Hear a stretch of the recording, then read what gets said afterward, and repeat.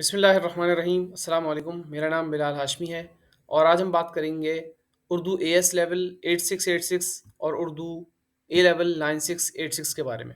इन दोनों में बहुत मामूली सा फ़र्क है। फ़र्क ये है कि आसानी के लिए कोर्स को दो हिस्सों में डिवाइड कर दिया गया है। आप चाहें तो सारे पेपर्स एक साथ ना दें, बल्कि दो पेपर्स पहले दे दें, उसको हम 8686 कहते हैं।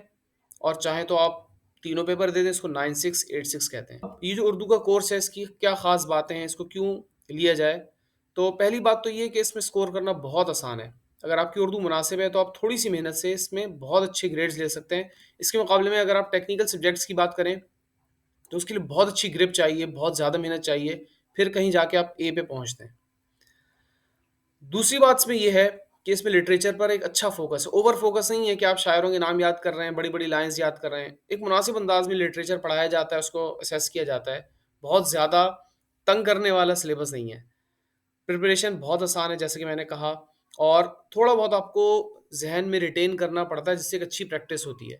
हाँ, बहुत ज़्यादा रिटेंशन नहीं चाहिए। ऐसा नहीं है कि आपको कोई नज़में याद करना पड़ती हैं, आपको लाइन्स याद करना पड़ती हैं, नहीं। आप एग्ज़ामिनेशन हॉल में टेक्स्ट बुक लेके जा सकते हैं। उससे देख-देख के आप बात कर सकते हैं कि इस मौके पे जो इन्होंने यूँ कहा है, इसका ये मतलब है, इससे ये बात साबित होती है। इस तरह करके आप यहाँ काम करते हैं। इसके अलावा जनाब, इसमें ख़ास बात ये है कि बहुत सारी यूनिवर्सिटीज़ उर्दू के ए ग्रेड्स को एक्सेप्ट कर लेती हैं और आपको एडमिशन दे दिया जाता है पाकिस्तान की यूनिवर्सिटीज़ में। बड़ी-बड़ी यूनिवर्सिटीज़ ऐसी हैं जो उर्दू ए लेवल्स के ए ग्रेड को कंसीडर कर लेती हैं। और इसके अलावा इसमें जो राइटिंग स्किल्स हैं वो तरह-तरह की हैं। बहुत सारी राइटिंग स्किल्स इसमें आपकी जज की जाती हैं, तो आपको बहुत अच्छा मौका मिलता है अपनी राइटिंग स्किल्स बेहतर करने का। जो मसलन लिटरेचर पे राइटिंग है, जिसमें आप एनालाइज़ करते हैं टेक्स्ट को, आप इसमें ऐसे राइटिंग की प्रैक्टिस करते हैं, इसमें आप कॉम्प्रिहेंशन राइटिंग की प्रैक्टिस करते हैं, इसमें आप अपने ओपिनियन बेस्ड सवालों के आंसर दें, तरह-तरह की राइटिंग स्किल्स पे इसमें बड़ा अच्छा काम होता है। एवरीडे टॉपिक्स हैं, जो मौजूदा कंटेम्प्रेरी ट्रेंड्स हैं, टॉपिक्स हैं, उन पे बात होती है। फैशन, कल्चर, फूड, इस तरह की चीज़ें होती हैं, जो कि बहुत ही इंटरेस्टिंग होती हैं। और अगर कोई इस सब्जेक्ट की बुनियाद पे आगे बढ़ना चाहे तो उसको बहुत मदद मिलती है। मैं आपको सही बता रहा हूँ, इसमें कुछ चीज़ें ऐसी हैं जो एमए उर्दू में भी नहीं है। अच्छा, अब ज़रा पेपर्स को देख लेते हैं। इसमें पेपर 1 नहीं होता, पेपर 1 यानी P1 कभी होता होगा, उसको हटा दिया गया, लेकिन अब पहले पेपर का नाम P2 ही है, उसको P1 नहीं कहा गया। तो ख़ैर, पहला पेपर जो P2 है, उसमें पहला सवाल और दूसरा सवाल ग्रामर और वोकैब्युलरी से रिलेटेड होता है, सिनोनिम्स, एंटोनिम्स और इस तरह के छोटे-छोटे सवालात होते हैं, जो कि 15 नंबर के होते हैं, 10 नंबर के होते हैं। उसके बाद क्वेश्चन नंबर 3 और 4 दोनों कॉम्प्रिहेंशन क्वेश्चंस हैं।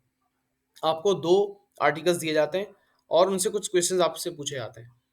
सिंपल क्वेश्चंस होते हैं, 5 क्वेश्चंस होते हैं, हर एक के 3-3 नंबर होते हैं।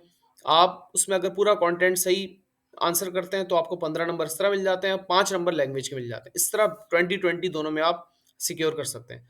आखिरी सवाल में आपको थोड़ा-सा ओपिनियन बेस्ड सवाल दिया जाता है। एक सवाल 10 नंबर का, एक 5 नंबर का।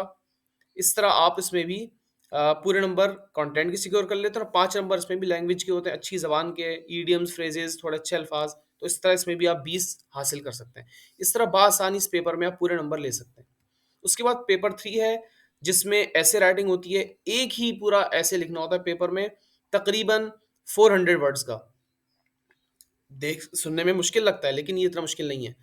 कैम्ब्रिज आपको हर साल 5 टॉपिक्स बता देता है। उन 5 टॉपिक्स ही में आपको मेहनत करना होती है और कोई भी उन 5 पूरे टॉपिक्स पर मेहनत नहीं करता। उनमें से कोई 1-2 टॉपिक लेके उन पे मेहनत करता है, क्योंकि इसमें मुकम्मल चॉइस होती है। 5 सवाल दिए जाते हैं, हर टॉपिक में से 1-1 सवाल बनाया जाता है और आप कोई भी ले सकते हैं और उस पे फिर आप लिखिए। तो आपने जिस टॉपिक पे मेहनत की, उस पे आप आराम से काम कर सकते हैं। और जनाब, इसमें 60 नंबर कंटेंट के होते हैं, 24 नंबर लैंग्वेज के होते हैं और ज़्यादा इसमें कोई ऐसी मुश्किलात नहीं होती कि बहुत फैक्चुअल और बड़ा मुश्किल किस्म का ऐसे नहीं लिखना होता। आप आराम से नॉर्मल से ऐसे लिख के अच्छे नंबर ले सकते हैं। पेपर 4 लिटरेचर का पेपर है, ये भी बहुत मुश्किल नहीं है। इसमें 2 सेक्शंस होते हैं, एक सेक्शन नज़्म का है, एक सेक्शन नसर यानी प्रोज़ का है। अब इसमें करना ही होता है, इसमें टोटल 3 क्वेश्चंस करना होता है। एक क्वेश्चन नज़्म से, एक क्वेश्चन नसर से ज़रूरी है। फिर तीसरा क्वेश्चन आप चाहे नज़्म से कर लें, चाहे नसर से कर लें, जो आपको अच्छा लगे। तो एक चॉइस तो ये हो गई। फिर इसमें और अंदर जाएँ तो और अच्छी चॉइस है और आसानी है कि आप जब हर सवाल को देखते हैं तो हर सवाल के अंदर भी चॉइस है। मिसाल के तौर पर गज़ल है, गज़ल में आपको या करके 2 सवाल दिए गए होंगे, उसमें से कोई एक कर लें। सवाल नंबर 2 नज़म में 2 सवाल दिए होंगे उसमें से 1 कर लें। इस तरह आप अपने टोटल 3 क्वेश्चंस पूरे कर लेते हैं। पहले हिस्से में गज़ल का सवाल, फिर 2 नज़म के सवाल, उनके अंदर भी चॉइसेस और दूसरे हिस्से में नॉवेल, अफ़साना और ड्रामा। तो इस तरह बआसानी आप क्वेश्चंस उठा के अपने 3 क्वेश्चंस पूरे कर सकते हैं और पूरे नंबर भी सिक्योर कर सकते हैं। अब इसमें आपको स्टार लेना है, ए स्टार लेना है तो आपको क्या करना है? कोई मुश्किल नहीं है। आपकी बेसिक उर्दू अच्छी होनी चाहिए, बहुत अच्छी नहीं चाहिए लेकिन थोड़ी एवरेज से ऊपर होनी चाहिए। अगर नहीं है तो आप प्रैक्टिस शुरू कर दें। बेसिक उर्दू से शुरू करें और आहिस्ता-आहिस्ता अच्छे पे पहुँच जाएँ, कोई इतना बड़ा काम नहीं है। थोड़ी-सी वोकैब्युलरी बढ़ाइए, अच्छी किताबें पढ़िए, उसके अल्फाज़ नोट कीजिए और अच्छी उर्दू सुनिए, ऑडियो सुनिए, उससे आपकी प्रैक्टिस होगी। अच्छे टेक्स्ट पढ़ें, ख़ास तौर पे जो सिलेबस में टेक्स्ट दिए गए हैं, उनको बार-बार पढ़िए, उनको खुद समझने की कोशिश कीजिए। हो सके तो किसी टीचर से राब्ता करके उनसे समझिए। और इसके अलावा इन टेक्स्ट्स की ऑडियो बुक्स भी मौजूद हैं। ये सब मशहूर टेक्स्ट हैं, मशहूर शायरियाँ हैं, मशहूर प्रोज़ हैं, इनकी आपको ऑडियो बआसानी मिल जाएँगी, उनको सुनिए। उनको सुनने से भी आपको बहुत कुछ सीखने को मिलेगा। और इसके साथ-साथ आप राइटिंग थोड़ी-सी बेहतर करें, राइटिंग इम्प्रेशन पहला इम्प्रेशन होता है और वो बहुत कुछ कर जाता है। उम्मीद है इंशाअल्लाह ताला इस तरह आप बआसानी अच्छे ग्रेड्स तक पहुँच जाएँगे।